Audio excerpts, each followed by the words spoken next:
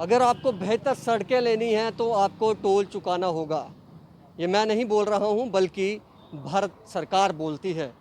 केंद्रीय मंत्री नितिन गडकरी का ये बयान है, कई दफ़ा वो ये कह चुके हैं कई मर्तबा कि अगर आपको बेहतर सड़कें चाहिए तो आपको टोल देना होगा। तो अब इसीलिए मैं ये कह रहा हूँ कि अब मैं लखनपुर में हूँ तो एक और टोल जो है अब आपको वो चुकाना पड़ेगा जब आपको जम्मू कश्मीर में एंटर करना है या जम्मू कश्मीर से बाहर जाना है।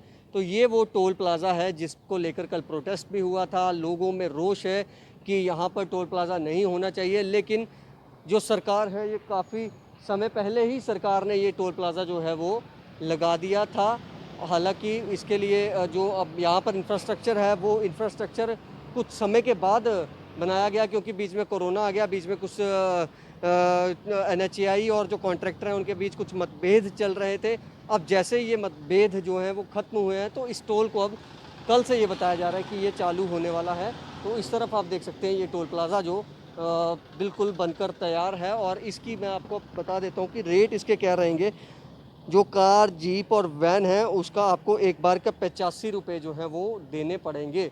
यानी कि आप अगर जम्मू से, यानी कि या जम्मू कहूँ या कठुआ से इसको क्रॉस करके पंजाब में घुसते हैं तो आपको 85 रुपये जो कार के हैं।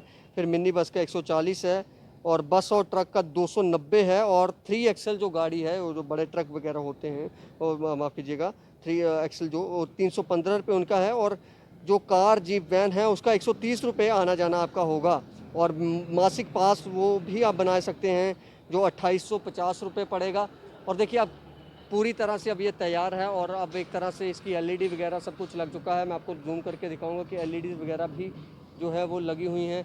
उसके साथ साथ यहीं से जो गाड़ियां हैं वो आएंगी और यहीं से दूसरी तरफ से गाड़ी निकलेंगी। 9-10 से ज़्यादा बूथ जो हैं इसके हैं, क्योंकि ये पुराना टोल टैक्स हुआ करता था, टोल पोस्ट हुआ करती थी जम्मू कश्मीर में। जब आप बॉर्डर एंटर करते थे तो यहाँ पर आपको सरकारी टोल जो था वो चुकाना पड़ता था। लेकिन अब ये जो है ये प्राइवेट है और अब ये जल्द ही शुरू हो जाएगा। लेकिन अब बड़ा सवाल ये है कि सरकार दावे करती है कि हम पब्लिक को अच्छी सड़कें देंगे, इसलिए हम टोल वसूल रहे हैं। अब सबसे पहली अच्छी सड़क का नज़ारा हमने कुछ दिन पहले आपको एक वीडियो दिखाया था। एक हल्की बारिश हुई 1 घंटा कठुआ में और नेशनल हाईवे पे एक गाड़ी फंस गई, उसको पुलिस वालों ने धक्का मारकर निकाला। क्या ऐसी सड़कें चाहिए? आप यहाँ से थोड़ी आगे जाएंगे आपको रोड टूटा हुआ मिलेगा, क्या ऐसी सड़कें चाहिए? आप यहीं से थोड़ा आगे जाएंगे फिर लखनपुर RTO ऑफिस के आगे पुल पे पहुँचेंगे, पुल की आपको ऐसी हालत मिलेगी कि आप कहेंगे कि यहाँ पर अपनी गाड़ी अगर 4-5 बार आप चलाएंगे तो हिल जाएगी और फिर आपको मैकेनिक के पास जाना पड़ेगा। क्या ऐसी सड़कें सरकार देना चाह रही है? हाईवे जम्मू कठुआ से लेकर लखनपुर से लेकर जम्मू तक अगर आप जाएंगे तो आपको ऐसी सड़कें मिलेंगी जो आप कहेंगे कि क्या ऐसी सड़कों के हम टूटी फूटी सड़कों के हम पैसे पे करेंगे?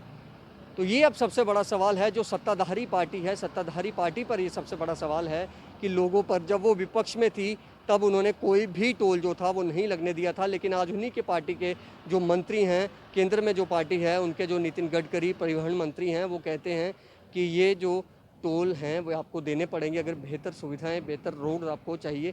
तो क्या ये सिर्फ बातें हैं? और मेंटेनेंस का आप अलग से पैसा लेते हैं, जम्मू से लखनपुर का अलग से मेंटेनेंस होती है, उसका अलग से टेंडर होता है, वो भी करोड़ों में होता है। लेकिन आखिर ये खेल है क्या?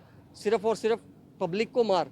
क्या पब्लिक के हित में सरकार कभी सोचेगी या सिर्फ सरकार दावे और खोखले वादे ही करती रहेगी कि आप हमें इतना पैसा चुकाइए, आप हमें इतना टैक्स दीजिए तो हम उसके बदले आपको ये चीज़ें देंगे?